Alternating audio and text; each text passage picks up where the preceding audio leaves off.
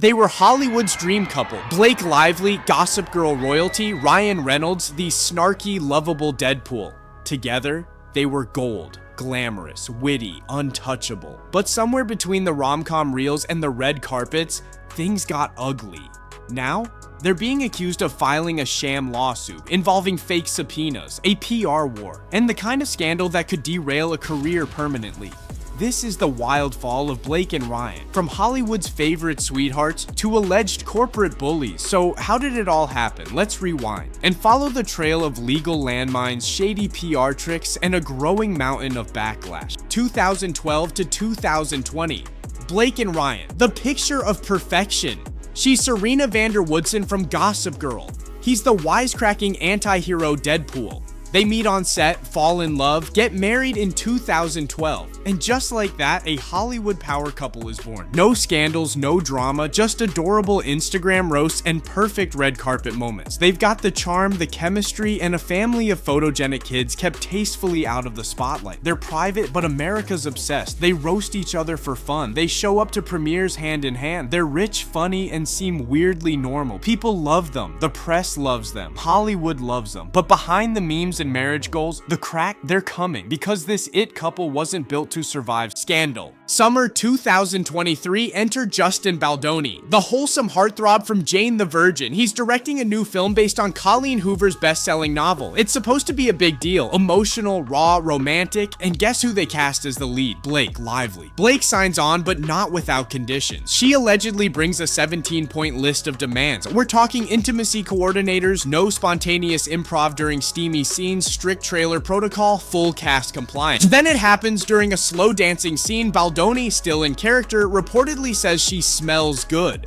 And Blake, she files a civil rights complaint, not a memo, not a text to HR, a formal complaint. Yeah, that's the hill she chose to die on. July-August 2024, Jennifer Ale, the assistant at Stephanie Jones PR, decides to leave. She gives a respectful 6 weeks notice, totally above board. But just 2 days before her final day, she gets called into the office. And this ain't a normal goodbye. Stephanie Jones is there, a lawyer is there, a security guard is there. They demand her personal phone. Why? Because of a subpoena, allegedly. But here's the twist. That subpoena, it didn't exist, not yet. They take her phone anyway. On it, personal texts, conversations, photos, and just days later, those same private messages magically show up in, wait for it, the New York Times. Yeah, totally a coincidence, right? So how did they cover their tracks? Cue Blake Lively and Ryan Reynolds' legal team filing a bizarre, barely legible Jane Doe lawsuit from a shell LLC nobody knew they owned, just to backdate the legality of the phone seizure. It was reverse engineered legal theater, a sham lawsuit filed after the fact so they could say, see, we had a subpoena the whole time, except they didn't.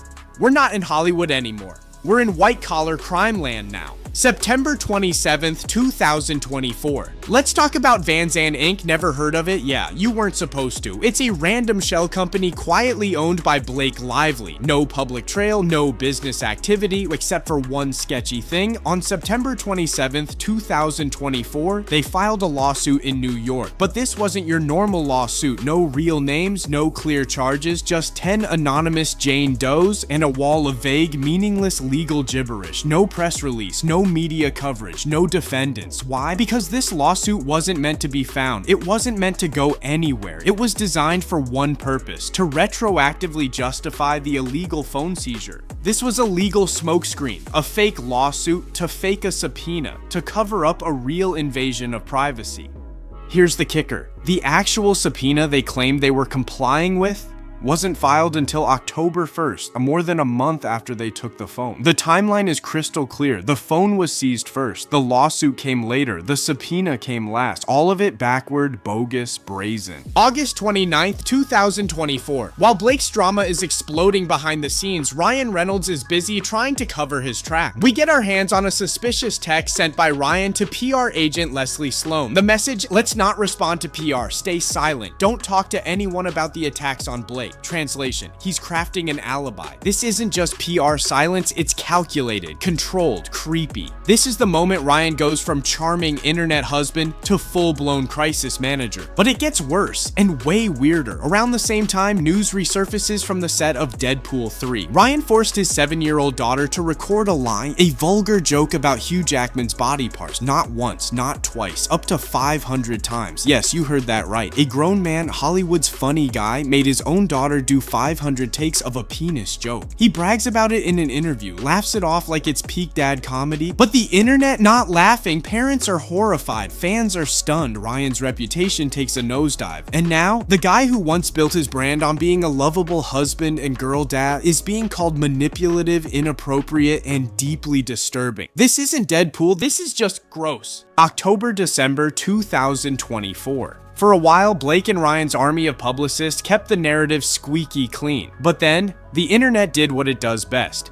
It dug up the dirt. Mommy sleuths on TikTok, Reddit investigators with Excel spreadsheets, conservative commentators on fire, even the Daily Mail jumps in, and what they found, a bombshell unraveling. Blake's longtime publicist, Leslie Sloan. Turns out they were working together the whole time. A fake legal team led by Samantha Katz, who filed the Sham lawsuit with no real defendant. Just 10 imaginary Jane Does. No case, no merit. Just a paper trail to make theft look legal. Media manipulation, they allegedly coordinated leaks with the New York Times, bribed influencers, and planted sympathetic coverage before the lawsuit was even public. They didn't just try to cover their tracks, they tried to gaslight the world, control the story, frame their enemies, look like victims while playing dirty behind the scenes. And just like that, the pastel perfect image shattered. March 2025. After months of chaos, lawsuits, stolen phones, and media manipulation, Blake and Ryan finally do the only thing left to do: split the stage. Blake goes small town humble. She skips joint red carpets with Ryan, attends the A Simple Favor 2 premiere alone, then out of nowhere, she's working the counter at a Connecticut donut shop, wearing an apron, smiling with locals, mixing dough like it's a Hallmark movie. Translation: this was a PR Hail Mary, and yeah, it kinda worked. People love a comeback. People love